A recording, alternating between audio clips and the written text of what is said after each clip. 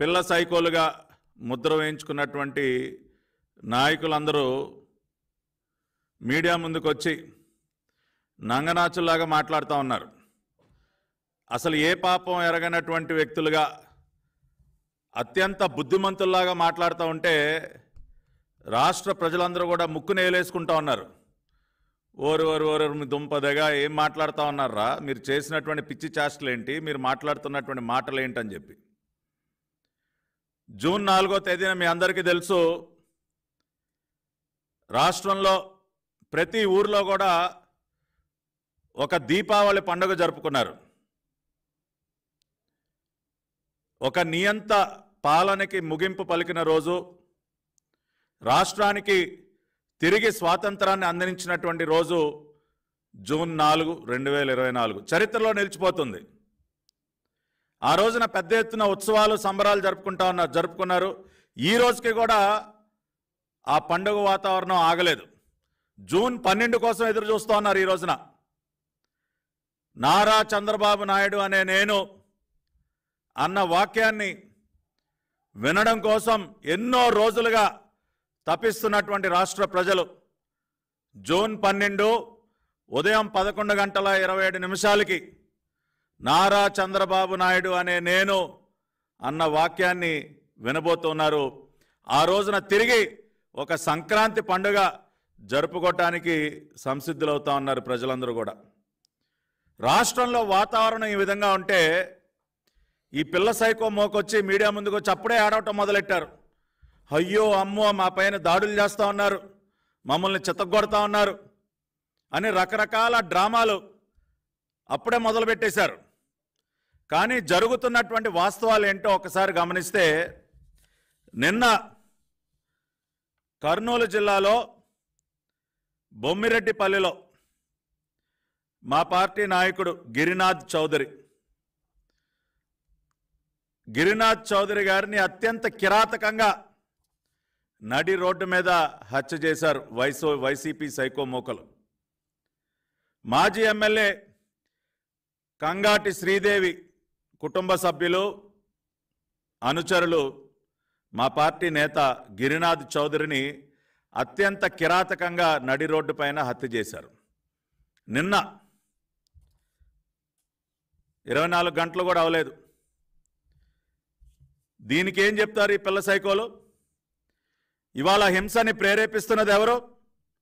హింసకి పాల్పడుతున్నది ఎవరు? గిరినాథ్ చౌదరిని చంపింది వైసీపీ పిల్ల సైకోలు, అవునా కాదా? ఇవాళ నంగనాచుల్లాగా మీడియా ముందుకు వచ్చి మాట్లాడుతున్నటువంటి ఆ గుడివాడ గుట్కాగాడిని అడుగుతా ఉన్నా, ఎరా కొడాలి నాని, ఎవర్రా చంపింది? గిరినాథ్ చౌదరి అనే తెలుగుదేశం పార్టీ నాయకుడిని ఎవరు చంపింది?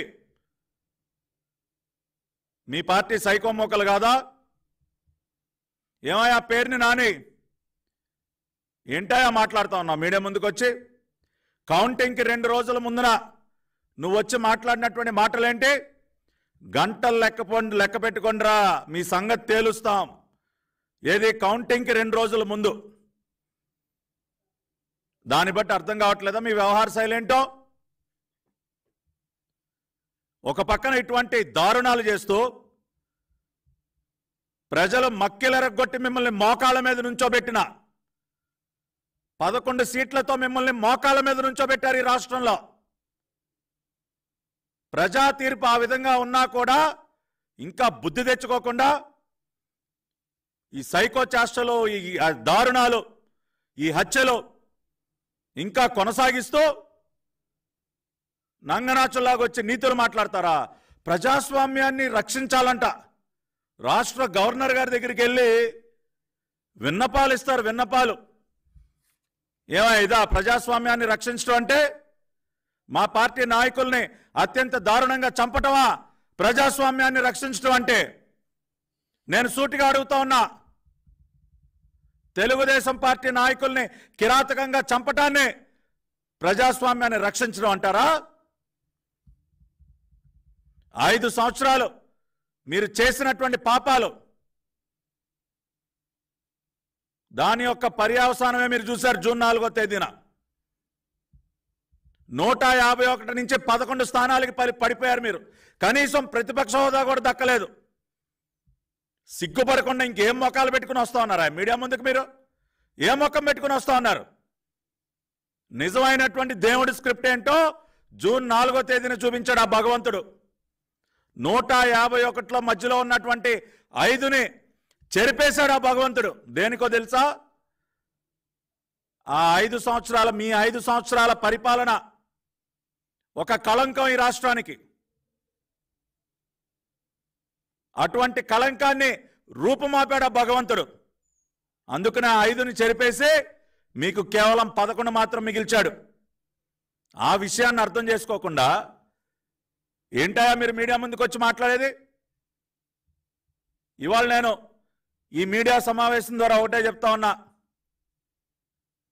ఎస్, తెలుగుదేశం పార్టీ నిజంగా ప్రజాస్వామ్యాన్ని గౌరవించినటువంటి పార్టీ ఈ రాష్ట్రంలో తెలుగుదేశం పార్టీ. కూటమి పార్టీలు జనసేన, భారతీయ జనతా పార్టీ ప్రజాస్వామ్య పరిరక్షణ ఉద్యమాన్ని చేపట్టాం మేమందరం కూడా కలిసి. ఇవాళ రాష్ట్రంలో తిరిగి ప్రజాస్వామ్యాన్ని బ్రతికించాం మేము. అటువంటి మాకు ప్రజాస్వామ్యం యొక్క పాఠాలు మాకు చెప్తారా? ఇటువంటి దారుణాలు కొడిగడుతూ మీరు ప్రజాస్వామ్యం గురించి మాట్లాడతారా? నారా చంద్రబాబు నాయుడు గారు మాకు ఒక క్రమశిక్షణ అలవాటు చేశారు. ప్రజాస్వామ్య విలువల గురించి మాకు ఎన్నోసార్లు ఆయన హితబోధ చేశారు. ఇవాళ అందుకనే చెప్తా ఉన్నాం, మీరేమీ ప్యాంట్లు తడుపుకోక్కర్లేదు. ఇవాళ వచ్చి అయ్యో బాబు అని గుండెలు బాదుకుంటా ఉన్నారు. ఈ గుండెలు బాదుకునేటటువంటి పిల్ల సైకోలందరికీ చెప్తా ఉన్నా తెలుగుదేశం పార్టీ పక్షాన, అరే బాబు మీరెవరూ ప్యాంట్లు తడుపుకోవద్దు. నేను హామీ ఇస్తా ఉన్నా,